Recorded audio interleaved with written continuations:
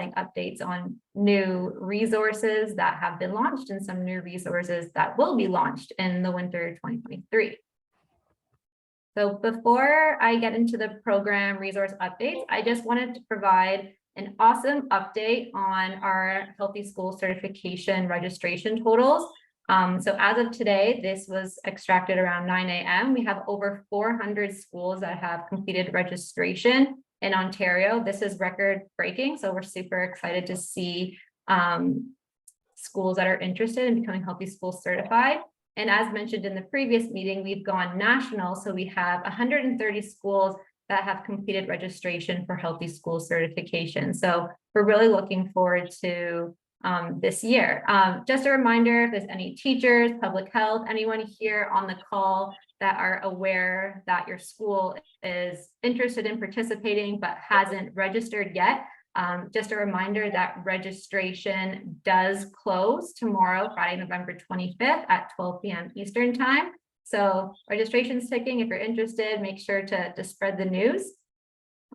Also, for those that are registered, we do have some resources available. We went live on Instagram, both in English and French, which we answered the common questions that people have about the certification. And once you're registered, there's a suite of Healthy School support tools to support you as you navigate through the 4-step process. So there's a lot of great resources that OFIA has recently launched, but I just wanted to highlight a few of them today. The first one is the Wallet Wellness Challenge. So it's November, it's Financial Literacy Month, and OFIA has partnered with Meridian Credit Union to launch this awesome challenge. It's open to Ontario educators and it's a ballot entry. So we have 8 winners. You have the chance to win $500 to be used within your classroom. So Wallet Wellness is a fun, classroom-friendly game, interactive activities to support financial literacy. To be eligible to participate in this challenge, educators are required to complete at least a minimum of one of OFIA's Wallet Wellness classroom activities and submit your artifact, which could be like a photo, video, testimonial through the Google form. So this challenge closes next Friday, December 2nd. Another resource I wanted to highlight is the Disability-Centered Movement Supporting Inclusive Physical Education resource. So this is an amazing resource. It has so much helpful information. It provides a background on a variety of disabilities with examples of strengths and needs pertaining to physical activity and the development of movement competencies. It provides instructional, environmental, and assessment accommodation examples for each disability grouping for educators to leverage and assist their students. It also has a suggested framework to assist educators in navigating the individual education plan and information and approaches to support community physical activity providers and engaging with participants with disabilities. This is a great resource. There are many resources embedded within this resource, so I highly recommend everyone take a look at this. Another resource I wanted to highlight is our Gender-Based Violence Prevention Education e-learning module. So this was recently just launched and is accessed through OFIA.net. So this module was developed to increase educator awareness and understanding of gender-based violence and the importance of teaching gender-based violence prevention in schools. The last resource I'm going to highlight is our Vaccination Talks Toolkit. So we've developed activities for primary, junior, and intermediate and senior divisions, as well as a resource database to support educators and families in conversations around vaccines and to help support students in developing their health literacy related to vaccinations. So those were just a few of the resources I wanted to highlight today. Here is a list of all of the recent launches. I won't go through everything, but as you can see here, there's some additional ones such as, oh, it's not on this slide, but internet safety videos,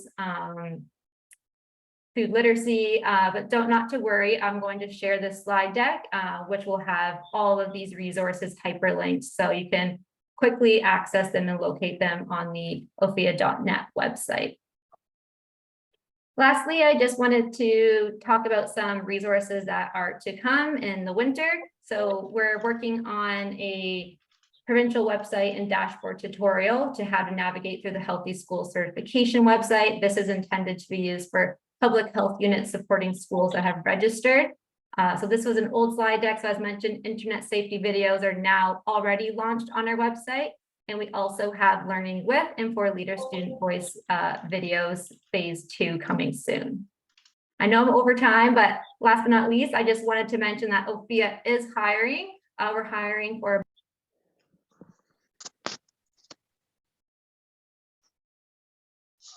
Give me a break. Selena, we lost you. You're muted. oh no. Where did I mute? Right here? Join our team? Yes. Okay, sorry about that. As mentioning, OPHIA is hiring. We're hiring a bilingual projects coordinator. So if you know anyone that would be a great fit to join our team, please spread the news. That's all from me. Thank you, everyone. Awesome. Thank you, Selena. Hi, everyone. I'm Anita. I'm co-chair for this meeting. So we'll jump back into the agenda. Thanks, Selena, for sharing that the OPHIA registration update information, the updates on the various information and resources that you have. That's great. I'm going to pass it over to Ellen Long from PHE Canada for updates. Perfect. Hello. I don't have a PowerPoint because of the aforementioned busy time of year that we were chatting about. Yeah, lots of exciting things going on at PHE Canada.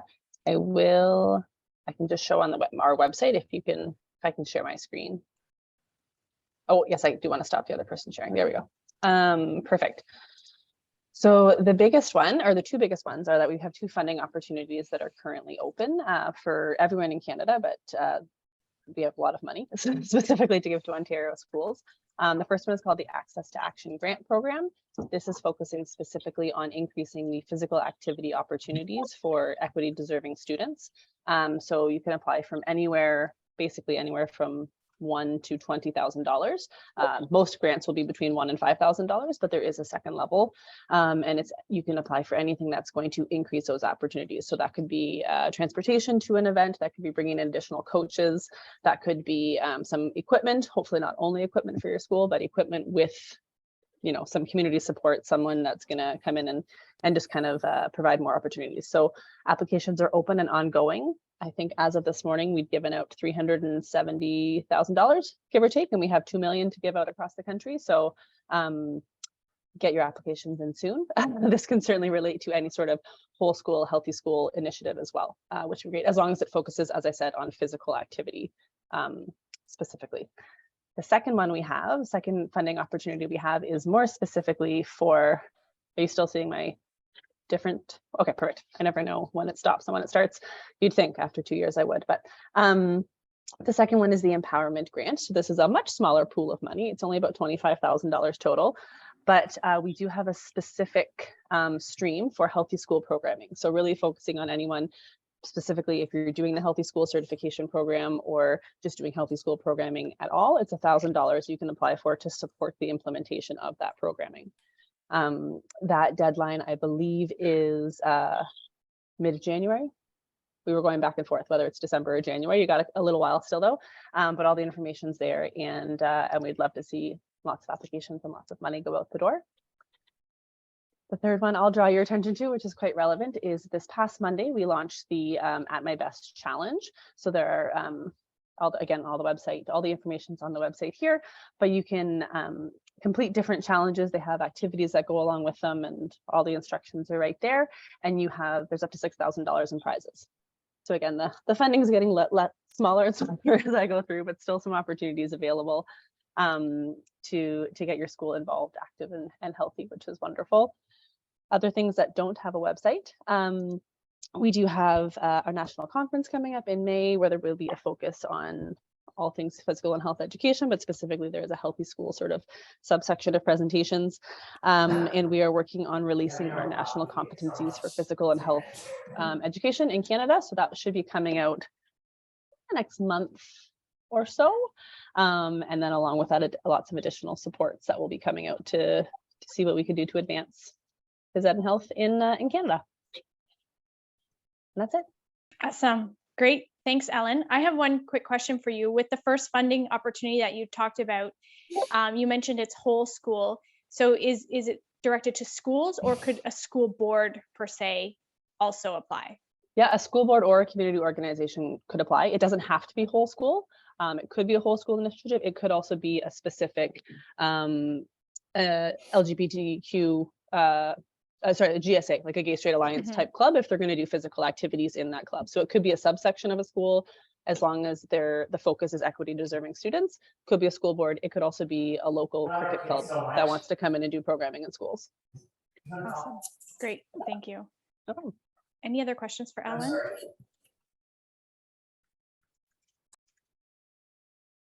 Nope. Seeing none. Thank you, Ellen.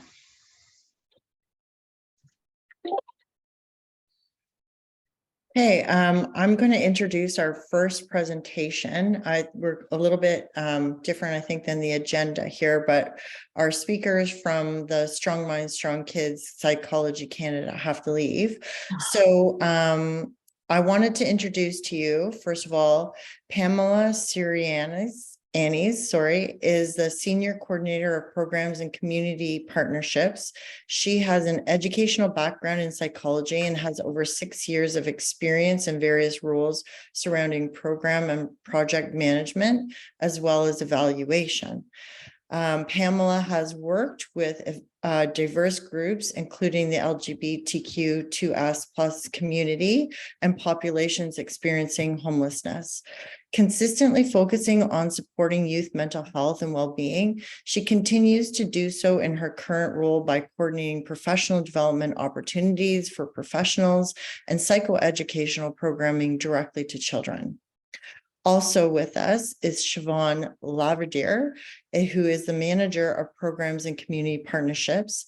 She has an educational background in psychology and social work and has been working in nonprofit field for over 15 years in various roles, including mental health policy analysis and program management. She also worked with diverse groups, including First Nations and Métis communities. Supporting children and youth is close to her heart, and she is very happy to be talking about the evidence-based resources that have been developed by a panel of mental health professionals. Today, we're hoping that members will get a better idea of the resources that Strong Minds, Strong Kids offers and how they fit within the 5 foundations of a healthy school. They encourage members to reach out to them after the presentation today to find out how they can access the Strong Minds, Strong Kids resources and or professional development opportunities. So welcome, Pamela and Siobhan. Do you have a presentation that you'd like to share? Yeah, I'm going to pull it up right now.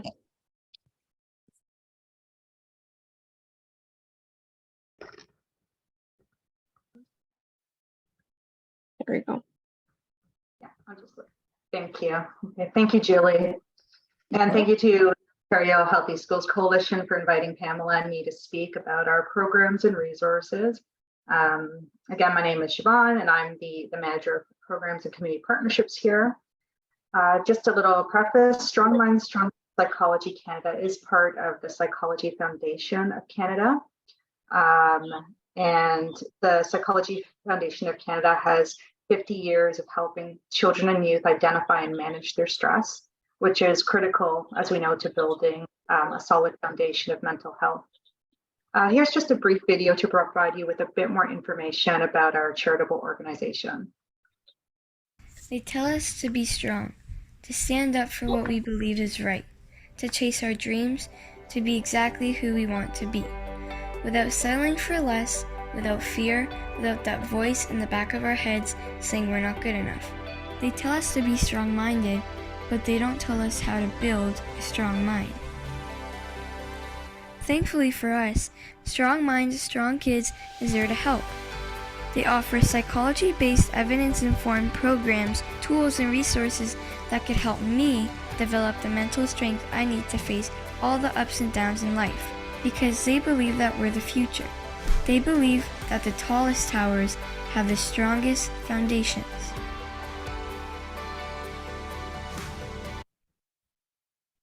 Great, thank you. All right, so just to give you an overview of our resources, we have a range of programs that cover the age range of children and youth from 0 to 17 years old. So quickly, our Make the Connection program helps parents and caregivers with children 0 to 3 years old interact with their babies in ways that promote secure attachment, communication, and brain development. We'll mainly be focusing here on the Kids Have Stress 2 and Stress Lessons program in this presentation. So our Kids Have Stress 2 is for students from kindergarten to grade 6 and provides educators and child serving professionals with developmentally appropriate strategies to help you create an emotionally healthy environment in your classroom or your workspace by promoting self-regulation and effective stress management skills and strategies. Whereas our stress lessons is aimed at students in grades 7 to 12 and is a resource designed for professionals who just want to help you develop resilient, positive coping skills. So for the purposes of this presentation, we've organized our resources into some of your 5 foundations of a healthy school. So we tried to cover here curriculum, teaching and learning, homeschool and community partnerships, and student engagement. We thought our resources fit best in those categories. Just before we get to the next slide, though, I'd also like to mention that the Psychology Foundation of Canada offers our stress strategies resource for adults that we'll talk about a bit near the end of the presentation. Over to you, Pamela. Yeah, so we completely understand that educators and other professionals that work in schools and school boards, have busy schedules. So what we've done is ensured that our programs fit nicely into the curriculum of the specifically health and physical education curriculum across the country. So here you'll see samples of the connection to the Ontario Health and Physical Education curriculum. We do have this on our website, so you can easily see how each of the activities in our program fit with the different components of the curriculum for the different age ranges. So really to highlighting what activities fit in the curriculum as an easy way to implement our program in your work already. Though we've highlighted the health and physical education curriculum, that's not to say it doesn't fit in other courses as well. You can very easily use one of our activities as a writing opportunity or a problem solving opportunity in math as well, as just some examples. Thank you. So here are some images of our program guides, and we offer them in both English and French. And although stressors and the stress response are a universal topic, we know that systemic barriers and socioeconomic factors also have an impact on stress. And our guides have recently undergone an extensive equity, diversity, and inclusivity review to continue to remain up to date and impactful for the communities that we serve. In terms of our guides and resources linked to homeschool and community partnerships, while the guides are full of activities and tools for schools to use with students, we know that stressors go beyond the classroom, and we encourage schools to share the resources we've designed for parents and families, like our toolbox activities in some of our guides, and as well as we have libraries of parenting tips and strategies. Finally, regarding community partnerships, Strong Minds, Strong Kids can't do this work without valuable partners like you. And we'd be happy to be one of your community partners by providing these resources and professional development opportunities, but also supporting you with the implementation of these programs and continually communicating with you in order to respond to your school community's needs. Next slide. Great, so just really quickly, and this is what you'll see in the brochure that we send after, but these are some of our training packages, professional development training packages. So our package A is really specifically about our in-person, interactive, synchronous in-person training package. And we're so happy we've had the opportunity to go back in person in some instances.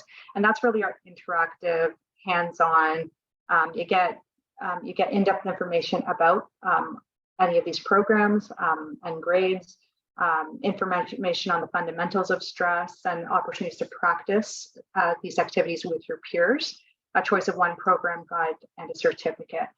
If you like virtual, we have our 2.5-hour interactive synchronous online training And again, you get most of that, only it's just not in person, but we do offer breakout rooms and it's a bit more interactive so you could talk about those activities. We also know that a lot of us are pressed for time. So we do offer shorter, more accelerated training that's an hour and a half. And you get all of the information with a qualified trainer that will just walk you through the activities and make you feel more comfortable with using them. Next slide. Great.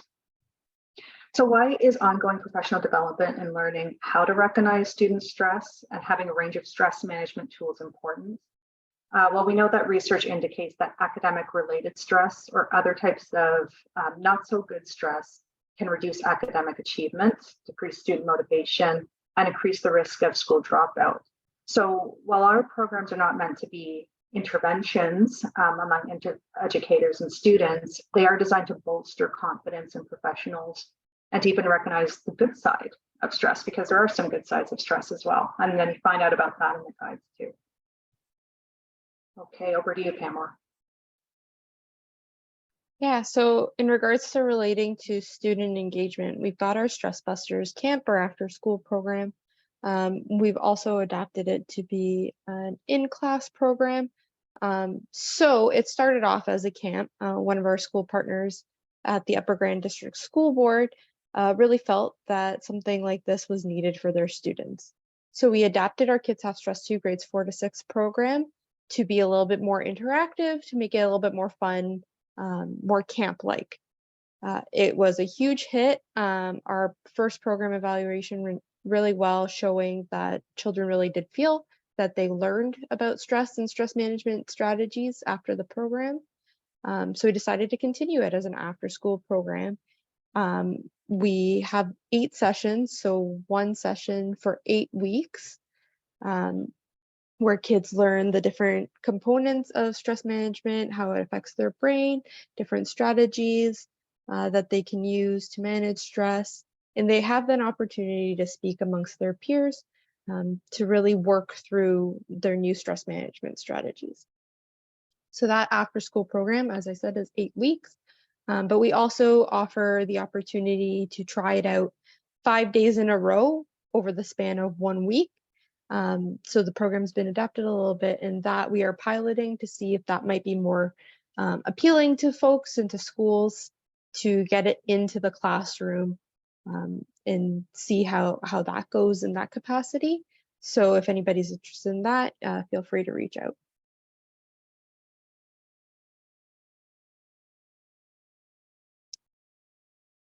So the Stress Busters activity book is part of the Stress Busters Stress Busters program, but it's also a standalone.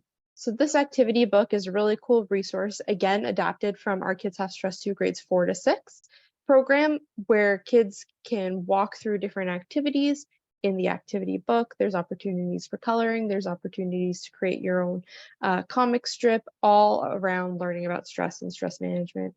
It's a really cool resource for an adult and a child to do together, providing a fun opportunity for them to start a conversation around stress and stress management.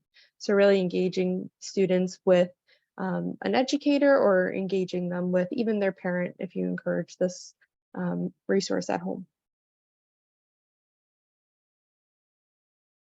We also have a lot of free resources on our website, again, engaging students. So we've got our Zen Garden app. This is more directed towards high school age students, so those in grades 9 to 12, though younger students could also access it. Really, it walks you through different stress management activities and strategies, again, in a fun game-like way. So we have picking weeds component of the game, where you're kind of just like picking out your stressors and getting rid of them, really thinking about what your stress is and how to dispose of them in a healthy way. We've got a resiliency quiz, so it really walks kids through what level of resiliency they feel they are and what they can do to build on their resiliency. And we have our affirmation cards. There's some really great cards that have the opportunity to color in the animals that are there. Just a fun and cute card that reminds kids, I have courage, I am thankful, I am mindful, to affirm them when they need it. Great, thank you. And finally, we were informed that many school staff and other supportive adults are feeling stressed, and we're asked what resources would support the adults in your school communities as well. So we have our Taking Care of You workshop that you could ask us a little bit more about after the presentation when we send our brochures. We do have resources for parents online. And like I mentioned before, the Stress Strategies resource that was mentioned at the beginning, which provides a variety of research-backed stress management strategies. It shares real life stories of how people use these specific strategies to manage their stress more effectively. And it also guides adults through a few questions to help you make use of these various strategies. Okay. Pamela. Yeah, so just highlighting some of the testimonials we've gotten. So it was a pleasure to work with Strong Minds, Strong Kids to roll out training for approximately 400 student support staff across various school boards in Ontario, aligning with School Mental Health Ontario resources with Kids Have Stress Too. Lessons to support students in learning strategies related to stress and coping, supports their vision of social emotional skills are essential for wellness promotion. During that time of change and transition, the skills and resources are timely and will be well received by staff and students alike. So that was thanks to Teresa Wilson, the implementation coach of School Mental Health Ontario. So we had that great partnership earlier this year. We also have a really strong partnership with the government of Saskatchewan, or specifically the Ministry of Education.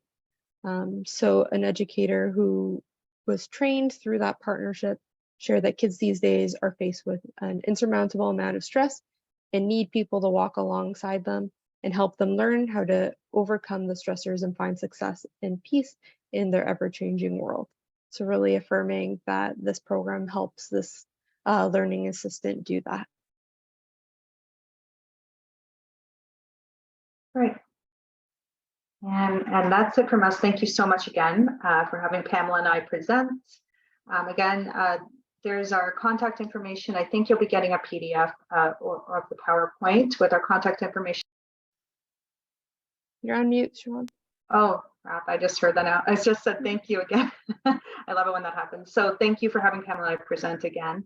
And that's our contact information. I do believe you'll be receiving PDFs of the PowerPoint as well as our brochure. So we'd love to hear from you if you have any other questions or just want to find out more information about our programs and resources. So thank you.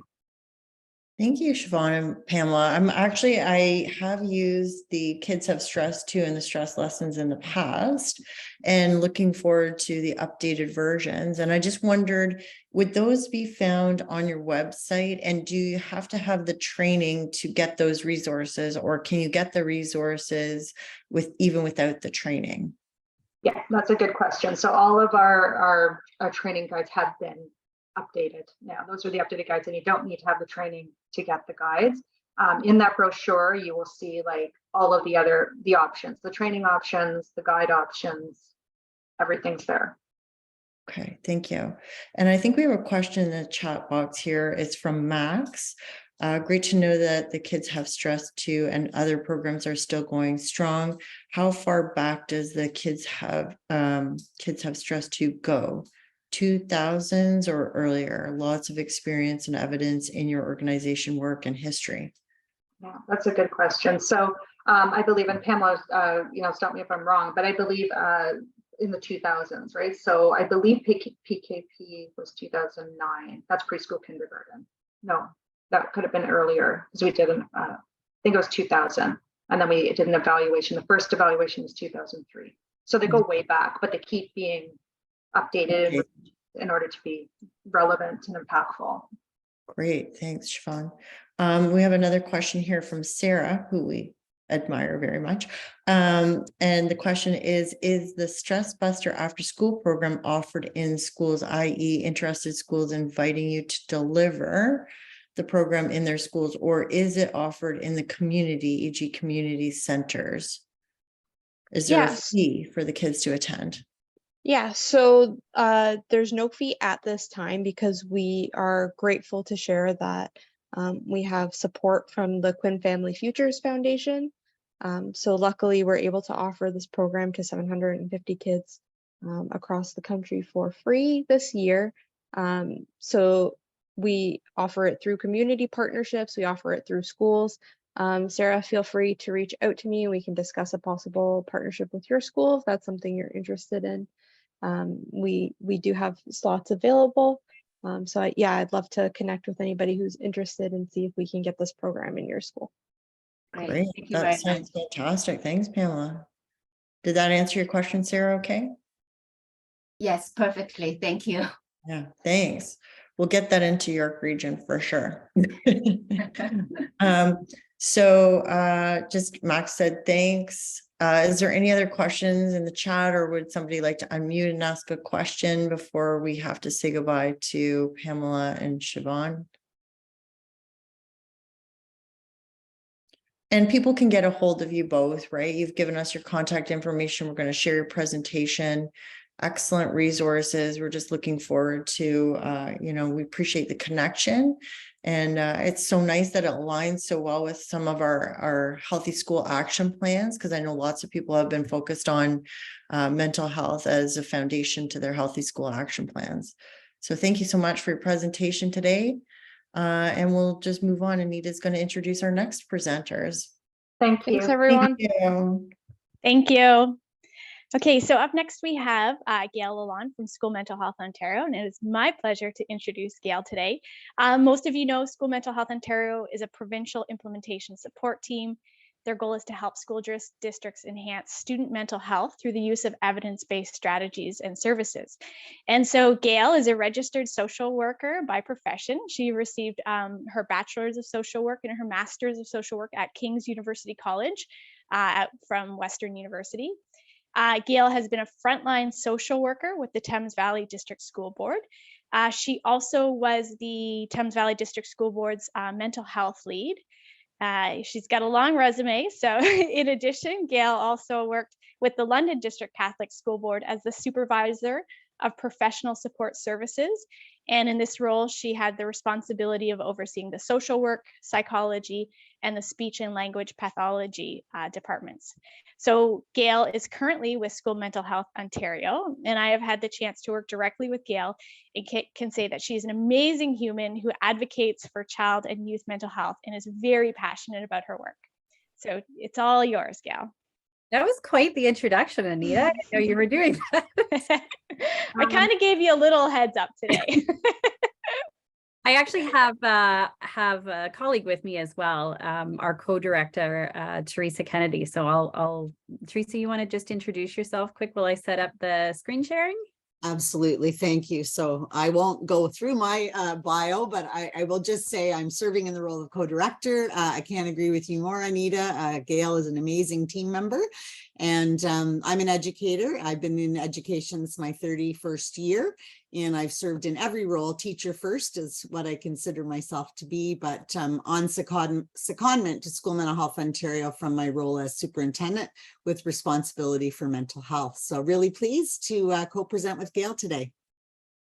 We also wanted to mention, you see us, but we wanted to mention we actually have an incredibly robust team of about 55 other staff members that work across an entire range of portfolios to support. So just wanted to share some of their faces and reflect that this is the resources and materials we'll be sharing is really their good work. So I'll pass it over to you, Teresa, just to do a quick intro for the organization, and then we can look at some of the materials. Perfect. So yeah, so just a reminder that School Mental Health Ontario is the Ministry of Education's implementation support team to support student mental health across every school district in Ontario. And we're funded by the ministry, and we're very pleased to be doing this work and making those daily connections, weekly and monthly connections with our mental health leadership teams in every board. We also just wanted to highlight that we work closely with our board mental health leadership teams, as I've said, and we do so to ensure that the interventions that we're supporting them with are identity affirming, scalable, sustainable over time, and obviously really important to us that they're evidence informed. And so that's sort of who we are at School Mental Health Ontario. I also just wanted to call attention to our action plan for this year. We are in the midst of a new 3-year provincial strategy. And for those of you who are interested in more of a detailed explanation of the components of the strategy, the graphic on the right is actually our focus for the next 3 years. And the 5 points on the left of the slide are really our action plan priorities.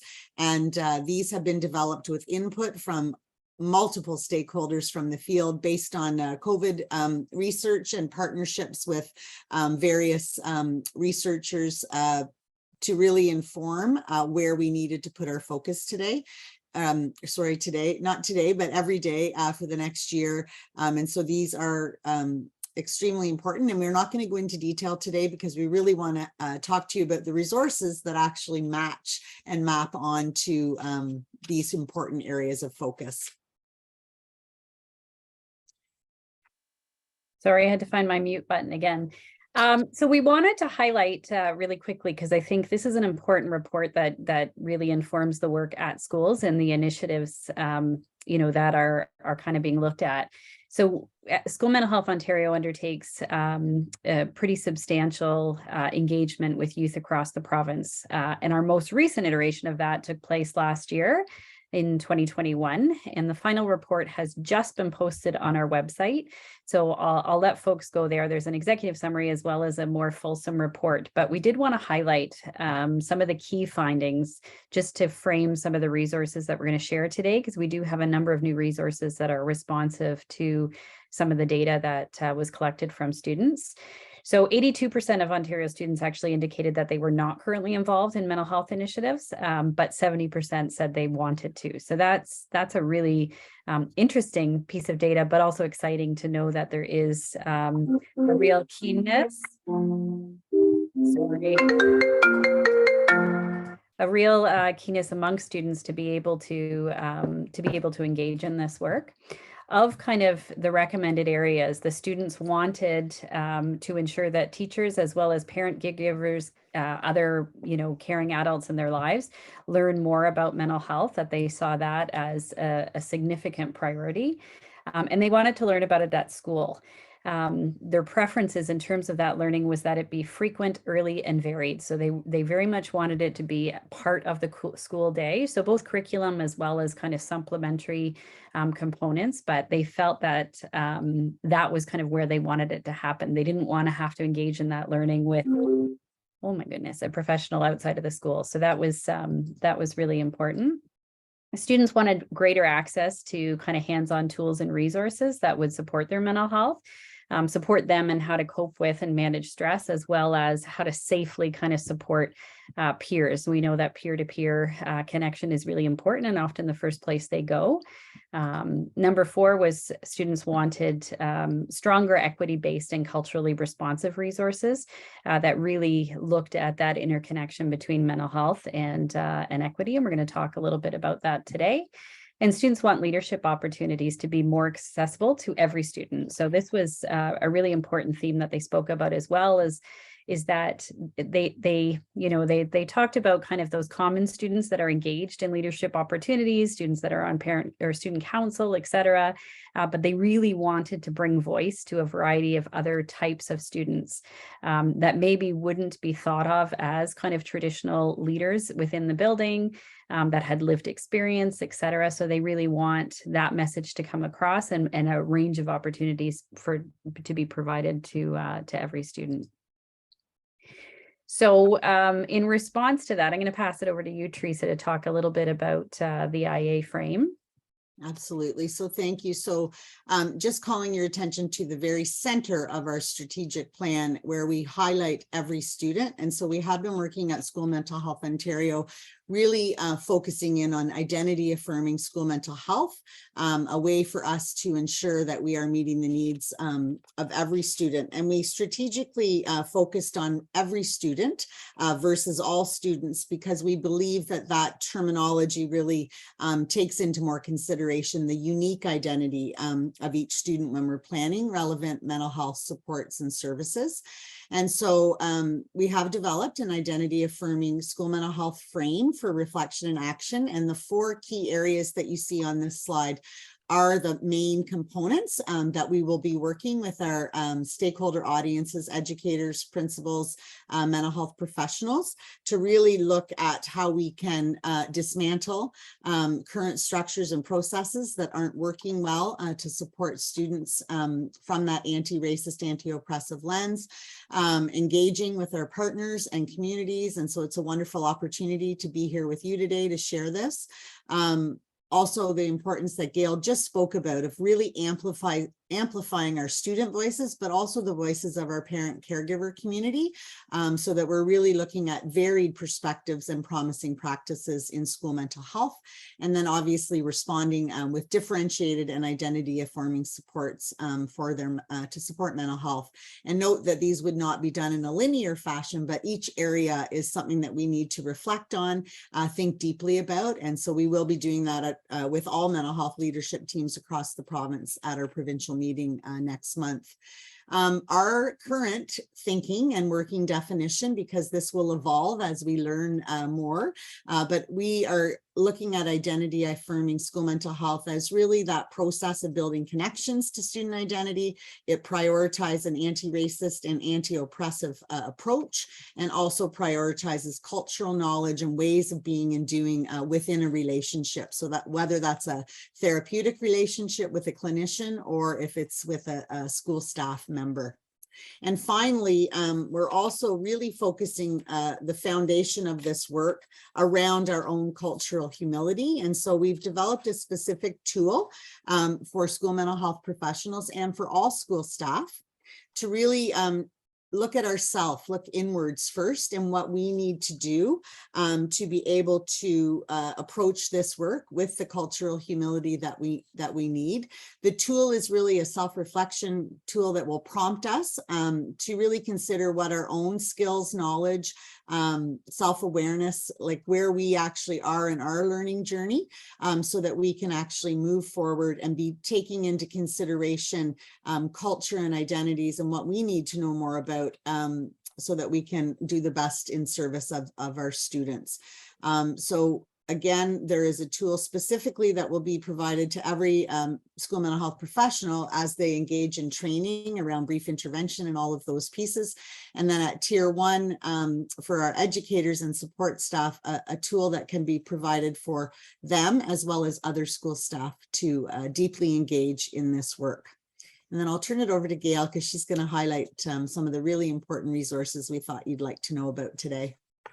Sure. I know that there are, as many of you know, there are dozens and dozens of resources on the website. So I do have a bit of an organizer at the end that I'll share a link to in the chat that kind of positions many of those resources within the kind of frames of the healthy school.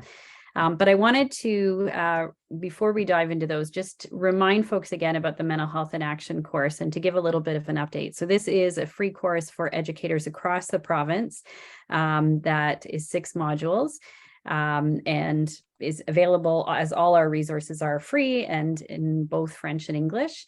One of the things that we've been working on is figuring out a way that we can make this course accessible to public health. So right now it sits on the ministry's virtual learning environment, which is incredible for school staff, but of course it only is available to school staff. So what we're trying to do is build an access point outside of the ministry's VLE, because I think it's incredibly important that all of you, as supporting this work, have that same kind of frame that we're all working from. So I saw the question in the chat, and yes, we have lots of resources and we do lots of training with different folks, but I don't think that I would never get to a point where I would say that that's not a shared role with public health. So I think the work that you're doing is actually a pretty essential part of this mental health promotion journey, and a really, I think an exciting opportunity for us to look at collaborations. So I know Anita and I have been having conversations around how can we bring that to life and operationalize that. So we're not quite there yet in terms of this specific course, but we're getting much closer, and we'll be really excited to be able to share that access as soon as we can with all of you. Knowing that, often you are the go-to for school leaders as well as for educators in terms of what to do in schools, we wanted to highlight our suite of decision support tools. So this particular suite of tools is really to help guide schools in decision making, and there's different versions, but as it relates to mental health promotion initiatives, programming selection, peer support initiatives, guest speakers, et cetera. So it helps kind of bring the evidence into them with some considerations, because it can be really difficult. You don't know what you don't know, right? And educators, generally speaking, aren't immersed in mental health evidence. So sometimes, with the best of intentions, decisions are made or different things happen that maybe aren't necessarily the best way for us to be able to provide this information to students. So all of this will be linked through the link I'll share with you so that you can actually access the various documents. It also really ensures alignment with the board mental health strategies as well as with our provincial mental health strategy. So hopefully those are tools that might be helpful to you, but also helpful as you kind of guide schools and school leaders in some of this work.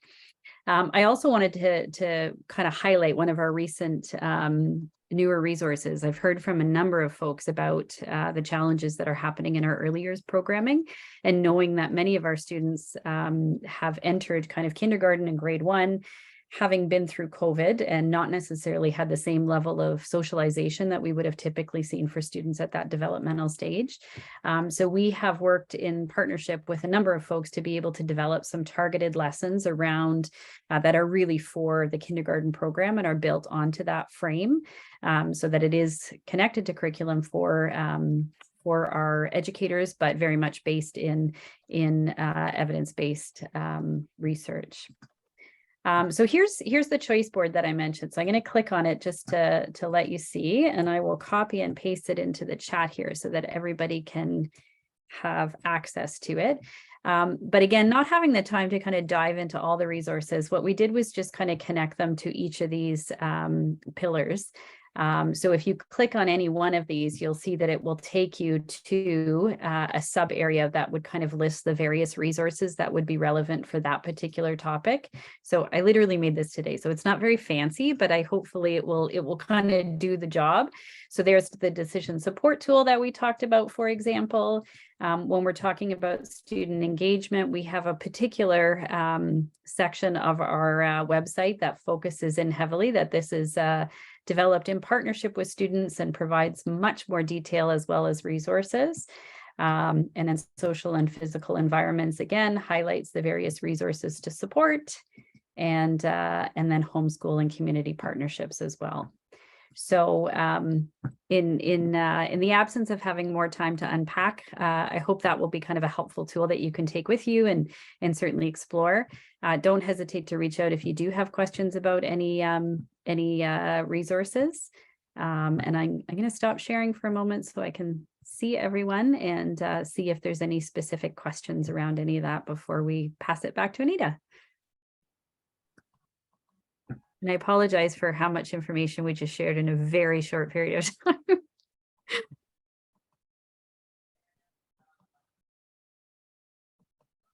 Okay, I think we're good. Back to you, Anita. Awesome. Thank you, Teresa, and thank you, Gail, for all that information. Particularly interested in that cultural humility tool. I had not seen that one before, so I'm looking forward to looking at that one. It And launched this week, so it's literally fresh off the press. So it's fresh. Okay, good, good. So I wasn't missing it. I haven't missed it. Awesome. Yes, thank you. And Holly, thank you for your message in the chat. And we definitely, on behalf of Public Health, we definitely look forward to continuing to collaborate and partner with you guys and see how we can build some synergies. So we will be doing that. Any other, I'm just seeing one new question. It's Julie. I just wondered, would we be getting a copy of your presentation? Because I was trying to take notes very quickly myself, of all the yeah, I'm different happy to. resources. Yeah, and I just want to say how interested I am in the Kindergarten Connections resource, and really appreciate the connections to the Foundations for the Healthy School in your last slide there, where you've made some connections for us, direct connections to the different resources. Just amazing resources for schools, and thank you so much for sharing all those with us. And if there's any other questions, I don't want to take up the time from other people as well. So and just to clarify, that last slide is actually it's a document of its own. So that's what the link I put in the chat. So you have full access to all of that. And Anita, I'll just send you the PowerPoint right now. Perfect. That's so great. Yeah, lovely. These are excellent. Excellent. Thank you. And yes, Max's comment about similar to, or in line with the comprehensive school health. And so that was very intentional, Gail said. So thank you. Thank you for that. Okay, awesome. Thanks so much, everybody. Thanks, everyone. Thank you. Have a great night. Bye. Okay, moving to our agenda. Other discussion topics. We have a few minutes left in our time. Is there any questions from the floor or agenda items people want to bring forward?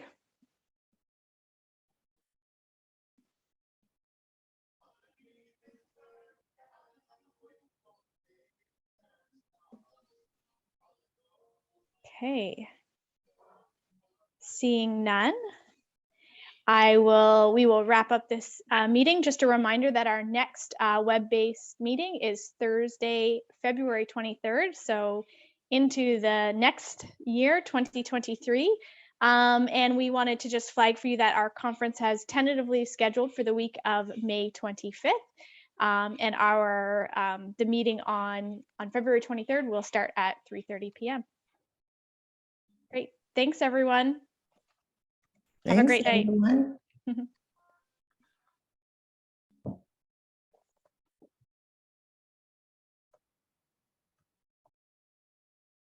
We were very efficient.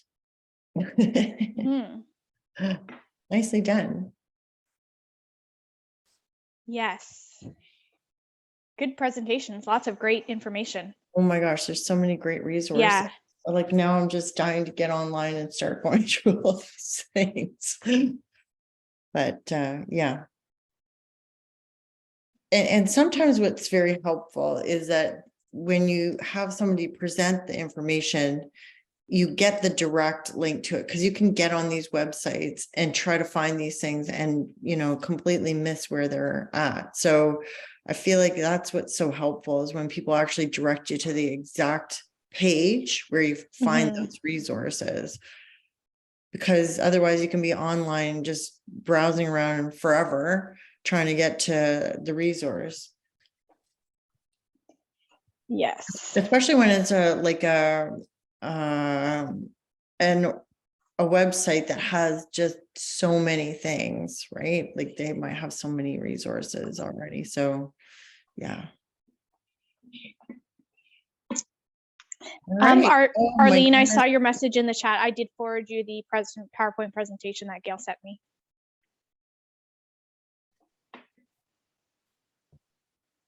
Great, thanks. Sorry, I have two computer screens going here at the same time.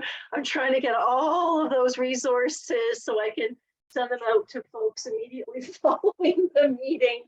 And somebody was just, oh, I don't know why. somebody was trying to get into our, I don't know why it's sorry, and somebody late trying to get into the meeting. I just gotta check somebody into the meeting, but I said no to them. We're done at 4:30. So my apologies. Maybe they're on the wrong time zone or something. Maybe, I don't know. I feel bad, but They're still on daylight savings, maybe. oh, thank you, Anita. I got the PowerPoint so I can add it. I like to send out the resources as quickly as possible after the meeting while it's still fresh in. Sorry, turn my screen on. While it's still fresh. And that was great. They shared so much. So they did, and I was awesome. trying and putting links in the chat. So I was trying to capture the links to put it in the email that will go out. So it's a little bit, it's a little bit behind the scenes here. It's a little bit busy. Anyhow, I'm going to stop the recording as well.